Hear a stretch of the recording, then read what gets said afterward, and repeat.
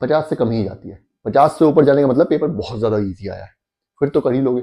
तो बात ये मानो 50 से कम जानी है तो वो तो आप यार कर ही लोगे। उसके लिए कि तो आप PYQ ढंग से एनालाइज करके चले जाओ, NCERTs पढ़ के चले जाओ, और एक दो स्टैंडर्ड बुक, कुछ स्टैंडर्ड बुक्स हैं।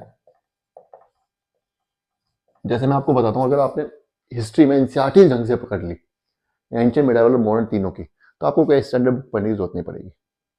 स्पेक्ट्रम जो बेसिकली हम पढ़ते हैं, एक बार को ना भी पढ़ो तो आपका काम चल जाएगा, ठीक है। तो इसी तरीके से पॉलिटी में आपको हेल्प की जरूरत पड़ सकती है, क्योंकि NCERT उतना फैक्ट्स प्रोवाइड नहीं करती है, तो पॉलिटी में आपको जरूरत पड़ सकती है। ज्योग्राफी में आपको जरूरत नहीं पड़ती ज़्यादातर। ज्योग्राफी में आपको NCERT के साथ किसी कोचिंग के थोड़े बहुत नोट्स वगैरह पढ़ लो या यूट्यूब पे क्लासेस वगैरह देख लो तो उससे काम चल जाएगा।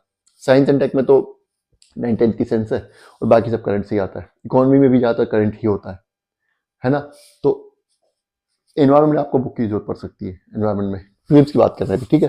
तो कुछ बुक्स पढ़ लो और थोड़ा करंट कर लो अच्छे से, तो बाकी 50% तो निकाल ही सकते हो। 50% निकाल, लेकिन मेहनत करनी पड़ेगी, मेहनत करनी पड़ेगी, तरीके से मेहनत करनी पड़ेगी। ऐसे ही बार बार पढ़ते जाओगे, इन 1200 पेजेस को रटने में लगे रहोगे तो कुछ याद नहीं रहने वाला।